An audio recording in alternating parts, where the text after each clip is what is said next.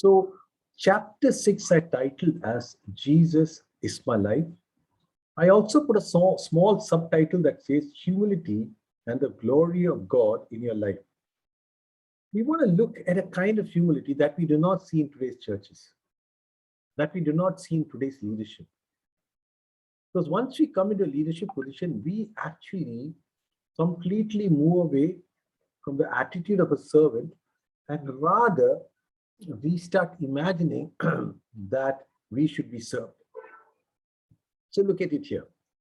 Now, in those days, when the number of disciples were increasing, a complaint came by the Hellenistics. Now, the Hellenistics, you understand, are not Jewish Christians.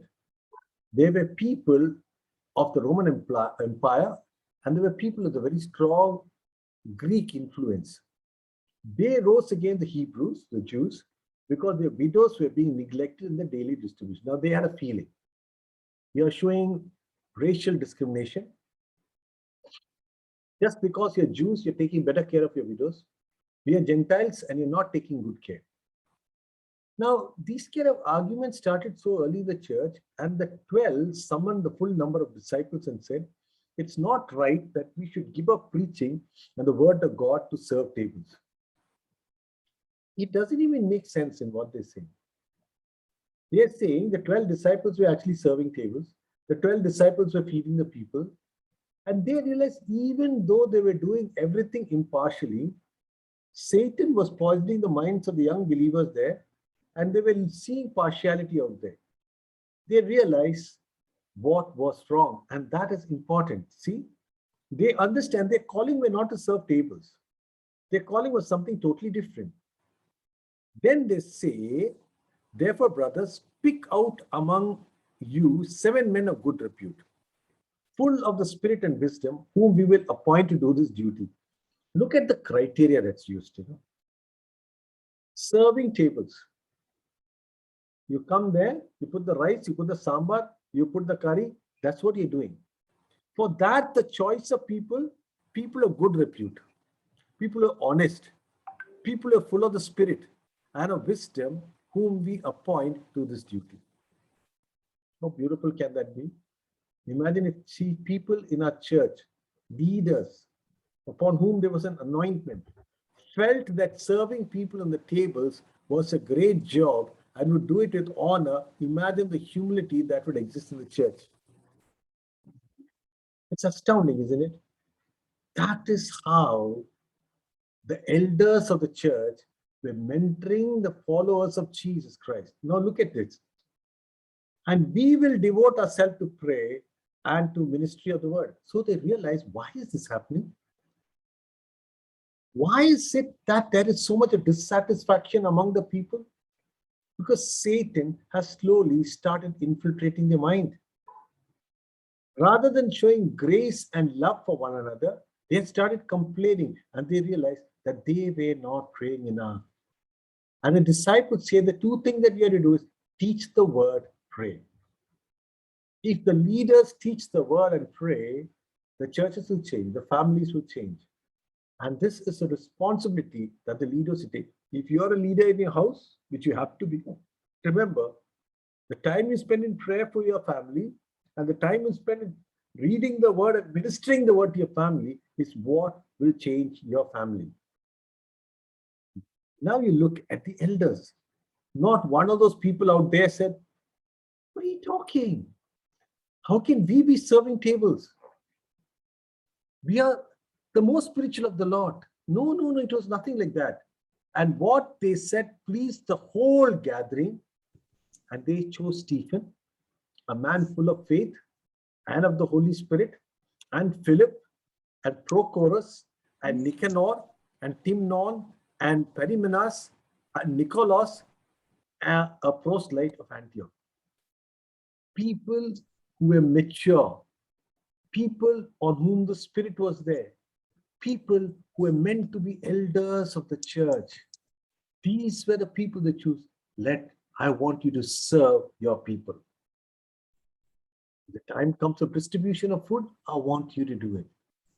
Totally, radically different from Christian elders today will say, if I'm the elder, I sit, you serve. If I'm the elder, you come around me. It is so different that if we learn from these things, our churches will be transformed. These they set before the apostles, and they prayed and they laid their hands upon them and sent them as though they're doing one of the greatest mission journeys. And what was the job they're doing? Serving tables, being waiters for the kingdom of God. It's beautiful, isn't it? I was so amazed when I said this. And it says, and the prayer and right leadership, what does it result in? The word of God continued to increase, and the number of disciples multiplied greatly in Jerusalem. And a great many of the priests became obedient to the great many of the priests itself came onto their side. Seeing the beauty of this fellowship, seeing the power of prayer manifesting in their midst, seeing the word being taught, seeing lives that were changed forever, even the enemies decided that they had to change sides. Beautiful, right?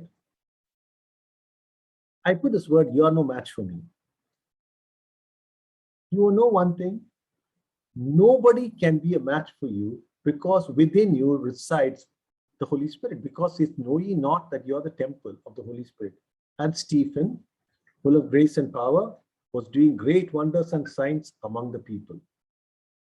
Then some of those who belonged to the synagogue of the freedmen, as it was called, and of the Cranians, and of the Alexandrians, and those from Sicilia and Asia rose up and disputed with Stephen. They were learned people.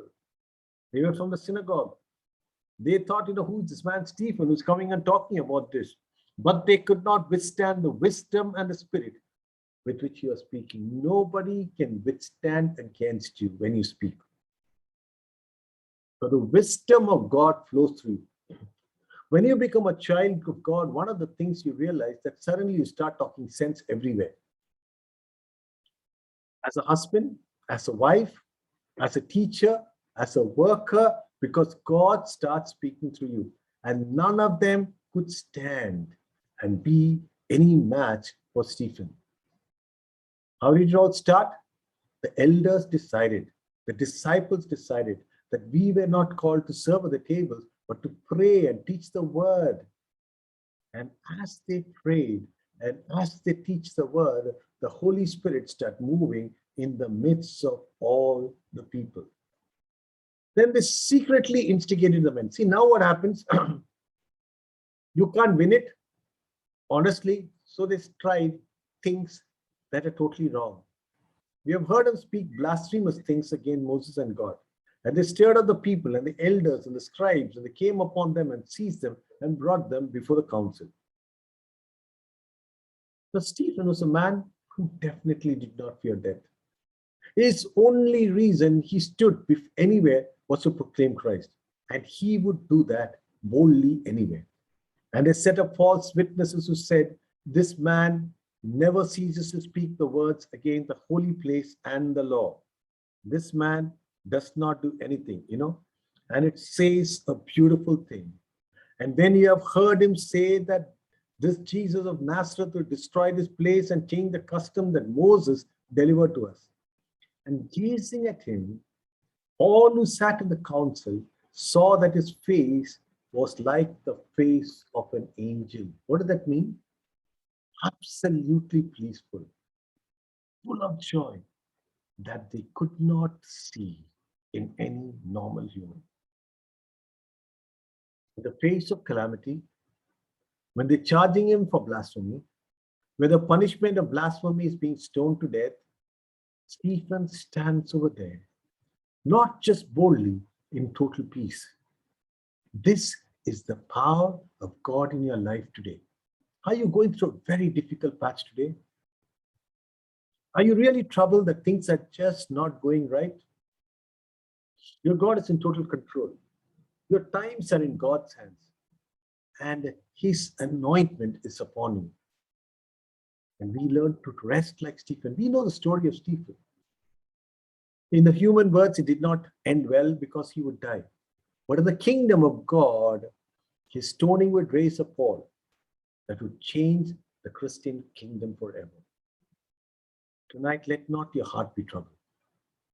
The word of God says, let not your heart be troubled, because he says that he is with you. He will never leave you. He'll never leave me. He'll never forsake us. Come unto me, all who are weary and heavy laden, and I will give you rest. Tonight, God wants to give you rest. Trust in God. I also pray tonight you'll understand that humility is doing things for God and not asking God to do things for you. Saying, God, here I am. You want me to serve table? I'll do it great as joy because you chose me for that. Also remember, as an elder, as a teacher, as a leader in your own family, do not forget to pray and minister the word. In Jesus' name, amen.